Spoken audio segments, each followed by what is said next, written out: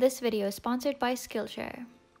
I don't know how many jokes I made in the past about learning through osmosis before I actually learned what it is, but now that I do know, the jokes everyone makes kinda make sense. A little bit, kinda. Oh gosh, so if you stick around long enough, I will try and show you what happens during osmosis using my favourite vegetable, and yes, I'm going to call them vegetables. Sure Jesus, haven't they been through enough already? And that is the humble spud. So osmosis is basically all about balancing out solvents and solutes. A solvent is something, generally a liquid, that is able to dissolve something. Should have probably called it a dissolvent. Oh my gosh, dissolvent is already a word. Oh my god, how come I've never heard that word before? Apparently it means the same thing. And then a solute is something that can be dissolved in a solvent or a dissolvent. So when you, but we'll stick to solvent because that's like the main term. So when you dissolve a solute, such as salt or sugar, in a solvent, such as water, then you get a solution. And if you're not part of the solution, you're part of the precipitate. Yeah. How many other people's chemistry teachers made that joke? Raise your hand. Lame, so lame. Anyways, osmosis is the movement of water through a semi-permeable membrane. And a semi-permeable membrane is a membrane that allows certain things to pass through easily. It's selective of the things it lets through. So cell membranes kind of act like security guards for your cells. They control what comes in and out. Things like water molecules can pass through it really easily without any extra energy required, such as ATP. But some other things floating around like salt or sugar molecules can't. But that's not to say that only water can pass through a cell membrane. Cells have got transport proteins on them that recognize things that the cell might need to be transported in or out, and that's how other things such as ions get through. But that's a whole nother kettle of fish. So let's pretend we've got a membrane over here and we've got water on both sides. One side of the membrane has a lot of salt and less water, and the other side has less salt and more water. The water will move across its concentration gradient, so it will move from where there is a higher concentration of water, or where there are more water molecules and less salt, to an area where there is less water and more salt. To add a few terms into all of this, a solution with a high concentration of solutes is said to be hypertonic. It's got a high concentration of solutes. A hypotonic solution has a relatively lower concentration of solutes. And then solutions of equal concentrations are said to be isotonic. So a hypertonic solution with all of its solutes is going to attract lots of water. A hypotonic solution on the other side does not have lots of solutes and will probably lose water quickly to a hypertonic solution. And then an isotonic solution on either side of a membrane means that water will stay equal while it goes back and forth across the membrane. It could be helpful to think that when you have, say, a salty old bag of crisps, your brain is going to tell you that you need to drink water.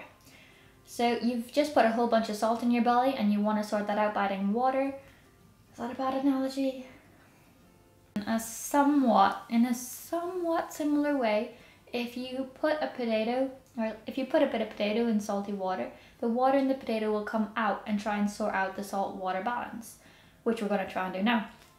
Okay, so what I've got here is one glass that has salt in and one glass that is just plain water, which I'm going to remember by having a little water thing there.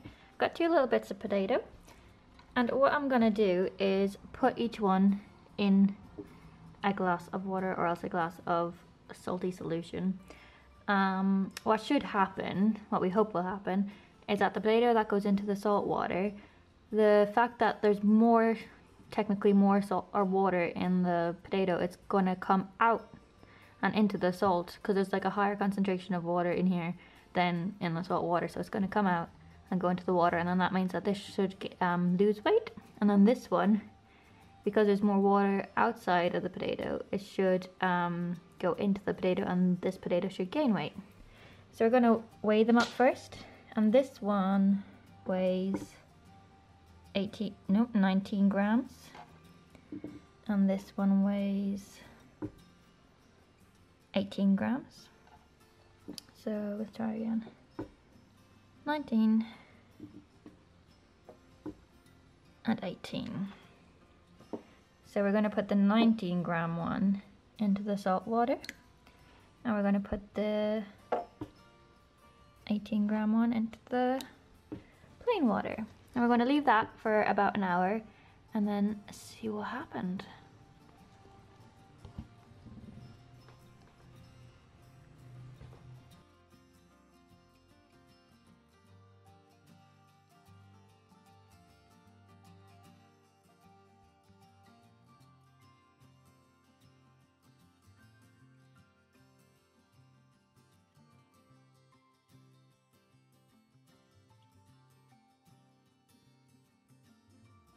Okay, so it has now been an hour.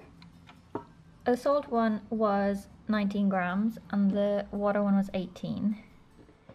So now we're gonna see if this has changed from its 19. 17, so it's lost 2 grams.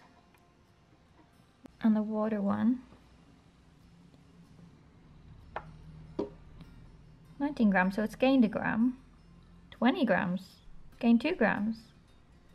So this one has lost weight as we expected it to, being in the salt water, and this one has gained weight. So the salt one has lost 2 grams and the water one gained 2 grams.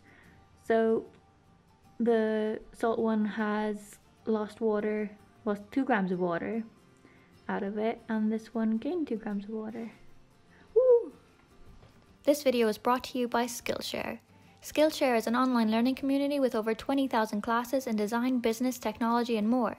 If you're a big fan of STEM learning, you should check out their courses in technology. They've got a whole heap of videos, and you could even learn how to make a website from scratch in an afternoon. So join the millions of students already learning on Skillshare with a special offer just for you guys. You can get 2 months of unlimited access to over 20,000 classes for free. So sign up for your free 2-month membership by going to skillshare.com/sciencewithkatie and start learning today.